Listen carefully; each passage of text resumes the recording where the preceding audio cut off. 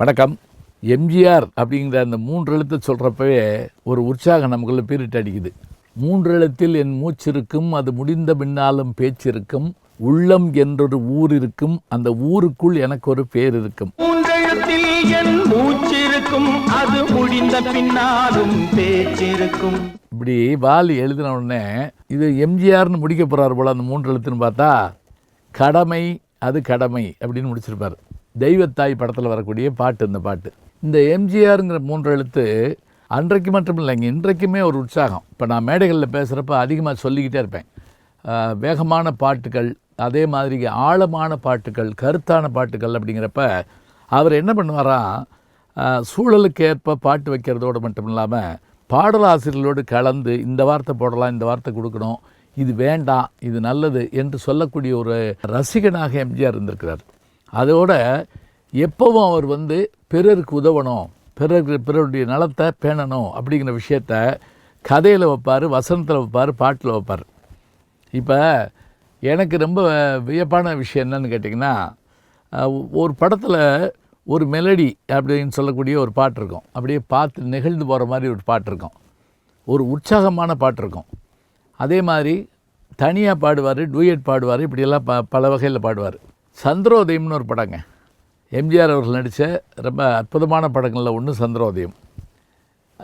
கருப்பு வெள்ளை படம் தான் அந்த படம். இந்த படத்தில் வரக்கூடிய பாடல்களை நீங்கள் எப்பயாவது நேரம் இருந்தால் கேட்டு பாருங்கள்.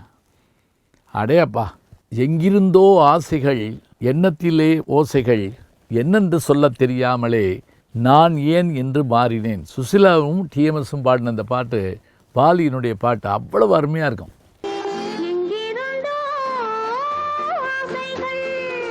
எனக்கு பாடத்திரலைங்கிற கவலையே கூட வரும் இந்த பாட்டெலாம் பார்க்குறப்ப. அதே போல் சந்திரோதயம் ஒரு பெண்ணானதோ, செந்தாமரை இரு கண்ணானதோ அப்படின்னு ஒரு பாட்டு இருக்கும்.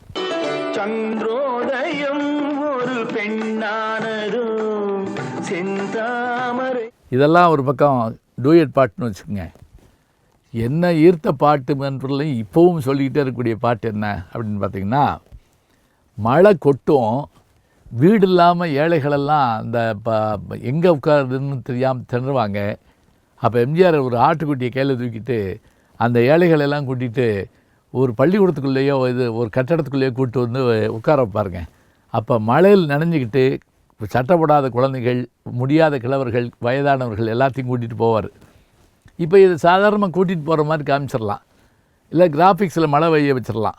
ஆனால் அதெல்லாம் இல்லாமல் மழை சொட்ட சொட்ட சொட்ட அவர் பாடிட்டு வரக்கூடிய அந்த டிஎம்எஸ் குரலில், பாலியினுடைய பாடலில், விஸ்வநாத ராமமூர்த்தியுடைய இசையில் அந்த பாட்டை கேட்டு பாருங்கள். புத்தன் இயேசு காந்தி பிறந்தது பூமியில் எதற்காக? ஒரு கேள்வி கேட்டுட்டு, தோழா ஏழை நமக்காக. அவங்க தோற்றமளித்தது, பூமிக்கு வந்தது எதுக்காகன்னா வேறு யாருக்கும் இல்லையா, ஏழைகளுக்காகத்தானா, அவங்கள கடையேற்றம் பண்ணத்தானா, கடைத்தேற்றம் பண்ணத்தானா. அது பாருங்கள், தோழான்னு ஒரு வார்த்தை போடுறார் பாருங்கள். புத்தன் இயேசு காந்தி பிறந்தது பூமியில் எதற்காக, தோழா ஏழை நமக்காக. அதாவது பொது உடைமை சிந்தனைவாதிகள் சொல்கின்ற தோழர்களை மாதிரி கூப்பிடுறார். அடுத்த வரி இன்னும் அருமையாக இருக்கும். கங்கை யமுனை காவிரி வைகை ஓடுவதற்காக நாளும் உழைத்து தாகம் எடுத்த தோழர்கள் நமக்காக.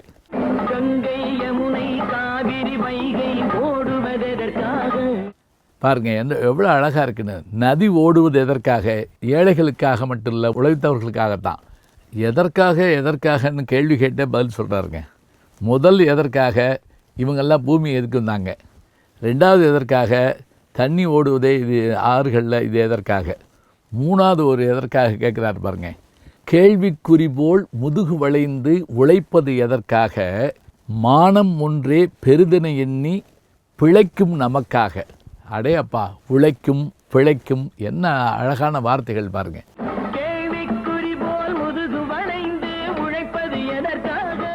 இந்த 3 எதற்காகங்கிறதோட முடிஞ்சது தான் பெருசு இல்லைங்க. அடுத்து உள்ளுக்குள்ளே சரணம், அந்த பாட்டினுடைய வரி இருக்குல்ல, நான் போகிறப்பெல்லாம் கேட்டுக்கிட்டே போவேன். எப்படி எழுதுகிறாங்க, எப்படி நடிச்சிருக்காங்க, எப்படி சொல்கிறாங்க அப்படின்னு சொல்லிட்டு. என்ன அப்படின்னு பார்த்தா, வெயில் வந்தபோது நிழல் ஒன்று உண்டு, இருள் வந்தபோது விளக்கொன்று உண்டு, பகை வந்தபோது துணை ஒன்று உண்டு, எல்லோர்க்கும் இங்கு எதிர்காலம் உண்டு. எவ்வளோ ஆச்சரியம்! இதுக்கு மேலே தன்னம்பிக்கை மோட்டிவேஷன்லாம் என்னங்க பேச போகிறோம்? இப்போ பாருங்க, வெயிலா நிழல், பகையா துணை, இருளா ஒளி, இவையெல்லாம் நமக்கு கிடைக்கணும் சொல்லிட்டு அதோடு முடிக்க மாட்டார். அதுக்கு அப்புறம் ஒரு வார்த்தை வரும், உண்மை என்பது என்றும் உள்ளது தெய்வத்தின் மொழியாகும், நன்மை என்பது நாளை வருவது நம்பிக்கை ஒளியாகும். உண்மை என்பது என்றும் உள்ளது தெய்வத்தின் மொழியாகும். பாட்டில் ஒரு பகுதி தான் சொல்லியிருக்கேன். இந்த ஒரு பகுதியில் எவ்வளவு செய்திகளை அப்படியே செறிவாக நமக்கு எடுத்து தர்றாங்க பாருங்க. இதில் இன்னொரு ஆச்சரியம் என்ன அப்படின்னு பார்த்தீங்கன்னா, எம்ஜிஆர் இந்த பாட்டில் கையில் அந்த ஆட்டுக்குட்டியை வச்சுக்கிட்டு, குழந்தைய தூக்கிட்டு, வயதானவங்களை போய் இப்படி அரைச்சிக்கிட்டு உட்காந்துட்டு காலில் ஸ்டெப் போடுவாருங்க. நம்ம இப்படி குத்த வச்சு உட்காரதே கஷ்டம். அந்த பாட்டினுடைய ஸ்டெப்புக்கு ஏற்றபடி அவர் அந்த கால் போடுற இது பண்ணுறத பார்த்தீங்கன்னா எந்திரிச்சின்னு கை தட்டுவான். தேட்டரில் நான் பார்த்துருக்குறேன். இது என்ன தெரியுங்களா, இதை எப்போ கேட்கலாம்? நாம் சோர்வாக இருக்க நேரத்தில், மற்ற கஷ்டங்களில், பயணத்தின் போது. அதுதான் நமக்கு சிறப்பு. ஒரு தடவை இசைஞானி அவர்கள் சொன்னாருங்க, பாட்டுன்னா என்ன, சினிமா பாட்டுன்னா என்ன? என் பாட்டு, அவர் சொல்கிறாரு, என் பாட்டு பஸ்ஸில் டிரைவரை உற்சாகத்தோடு முழிக்க வைக்கணும், பயணிகளை நிம்மதியாக தூங்க வைக்கணும், ரெண்டையும் என் பாட்டு செய்யணும் அப்படின்னார். அதுபோல் எம்ஜிஆர் பாட்டு கேட்டோம்னா எந்த மலையும் பிளந்தெறிஞ்சிடலாங்கிற ஒரு உற்சாகம் வருங்க. சரி, இந்த பாட்டில் இவ்வளோ தான் இருக்கா? அது எப்படி? ஒரு பாட்டு 3 நிமிஷம், நான் பாதி தான் சொல்லியிருக்கேன். இதுக்கு அடுத்து வரக்கூடிய வார்த்தையை நாம் இலக்கியங்களோடு ஒப்பிட்டு சொல்ல முடியுங்க. அதுதான் எனக்கு பெரிய வியப்புலையும் வியப்பு.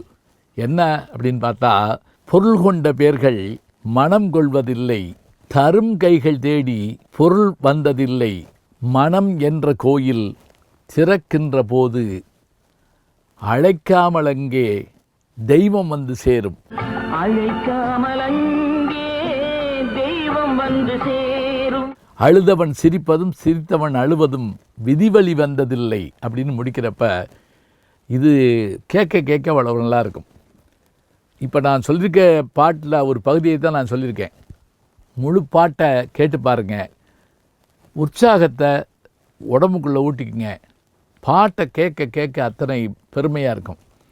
திரைப்படம்னா நம்ம நினைக்கிறோம் சாதாரணமாக பொழுதுபோக்கு, பொழுதை ஆக்கவும் முடியும் இந்த மாதிரி பாடல்களால். இதை ஒரு குழுவாக ஒரு காலத்தில் செய்திருக்கிறார்கள். எப்போதாவது வாய்ப்பு கிடைத்தால் பாடலை வானொலியில் கேளுங்கள், காட்சியில் பாருங்கள், நேரம் இருந்தால் படித்து கூட பாருங்கள். உண்மையில் உற்சாகத்தை ஊட்டிக்கொள்ள இவையெல்லாம் ஊக்க மருந்துகள். எம்ஜிஆர் என்ற 3 எழுத்து இந்த மந்திரத்தை சொல்லித்தரும். நல்ல செய்திகளை நாளும் சிந்திப்போம், நாளை சந்திப்போம். வணக்கம். அன்புக்குரிய யூடியூப் நேயர்களே, நீங்கள் இன்னும் என்னை நெருக்கமாக பின்தொடர வேண்டும் என்று சொன்னால் ட்விட்டர், இன்ஸ்டாகிராம், ஃபேஸ்புக் போன்ற சமூக வலைதளங்களில் பின்தொடர்ந்து வாருங்கள். நாம் முன்தொடர்ந்து செல்வோம்.